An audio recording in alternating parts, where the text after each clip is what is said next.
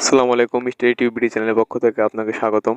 SSC শিক্ষার্থী বন্ধুরা, তোমরা যারা বোর্ড চ্যালেঞ্জ করতে চাচ্ছ, তো কিভাবে করবে বোর্ড চ্যালেঞ্জের ক্ষেত্রে কি কি লাগবে এবং কবে নাগাদ পর্যন্ত করতে পারবে বোর্ড চ্যালেঞ্জ, তো সব কিছু বিস্তারিত দেখতে পারবে ভিডিওতে। তো চলো দেখেন। তো দেখো, এখানে কিন্তু মাধ্যমিক এবং উচ্চ মাধ্যমিক যে শিক্ষা বোর্ড রয়েছে, এই শিক্ষা বোর্ড থেকে কিন্তু তারা একটি নোটিশ প্রকাশিত করেছে বোর্ড চ্যালেঞ্জের জন্য।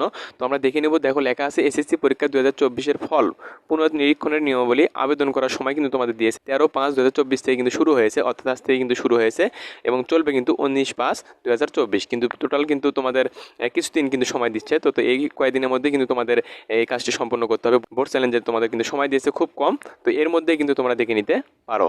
তো আবেদনের কিন্তু সময় অনেকটা কম দিয়েছে, তো তোমরা এর মধ্যে কিন্তু আবেদনটা করে নিবে।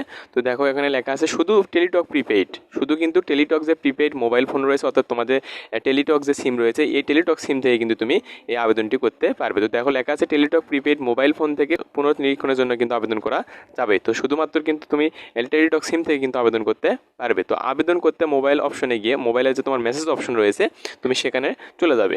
তো যাওয়ার পরে সেই অপশনে গিয়ে কিন্তু RSC প্রথমে তোমার লিখতে হবে, বড় হাতের যে অক্ষর রয়েছে ইংলিশ, তো এটা কিন্তু তোমাকে ব্যবহার করতে হবে।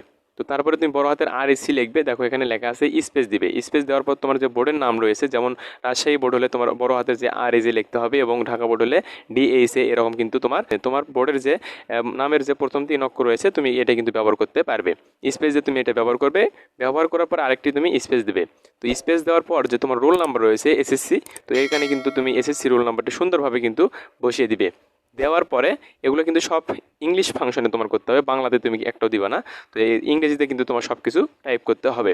তো একটাও কিন্তু তুমি বাংলাতে করবে না, সব কিছু ইংরেজিতে টাইপ করার পরে বিষয় কোড লিখতে হবে। তুমি কোন বিষয়ে তুমি বোর্ড চ্যালেঞ্জ করতে চাচ্ছ, কোন সাবজেক্টের ওপর, তো সেই সাবজেক্টের যে তোমার বিষয় কোড রয়েছে, এই কোড নাম্বার তুমি লিখে সেন্ড করে দিবে। 16-3-2 কিন্তু তুমি সেন্ড করে দিতে পারো।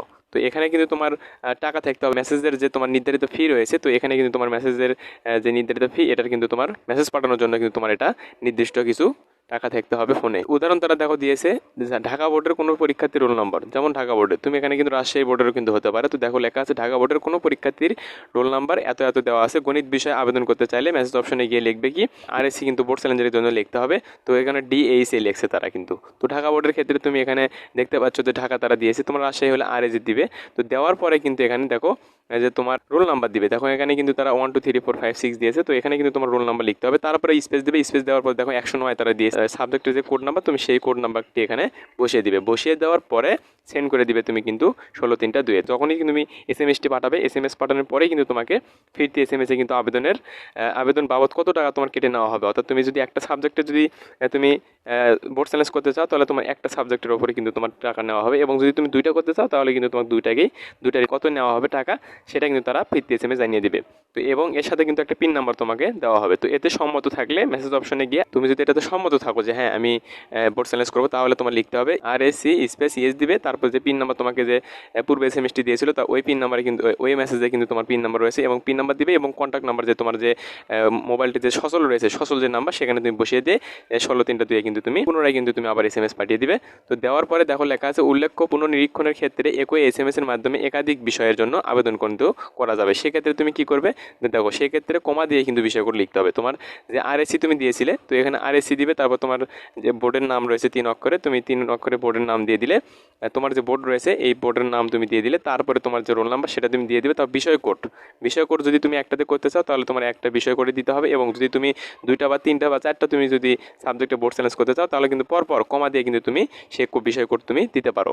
তো দেওয়ার পরে তোমাকে দেখো এখানে কি লিখছে তারা, সেক্ষেত্রে কমা দিয়ে বিষয় কোডগুলো আলাদা করে লিখতে হবে। যেমন বাংলা ইংরেজি 2টি বিষয়ের জন্য আপনার টেলিটক প্রিপেইড আপনার মোবাইল SMS-এর অপশনে গিয়ে RSC স্পেস DH, অর্থাৎ ঢাকা বোর্ডের যেহেতু তারা দেখাচ্ছে এখানে, তো ঢাকা লিখছে, স্পেস দিয়ে রোল নাম্বার তোমার দিবে। তারপর স্পেসে এই যে দেখো 101 102 107 108 এরকম করে কিন্তু তোমার দিতে হবে। তুমি যে সাবজেক্টে তুমি কোর্স চ্যালেঞ্জ করতে চাও, সেভাবে তুমি কি বিষয় কোড দিবে, দিয়ে কিন্তু তুমি 16-3-2 কিন্তু পাঠিয়ে দিবে SMS। তো প্রতিটি পত্রের জন্য কিন্তু তোমার 150 টাকা কিন্তু ফি প্রযোজ্য হবে।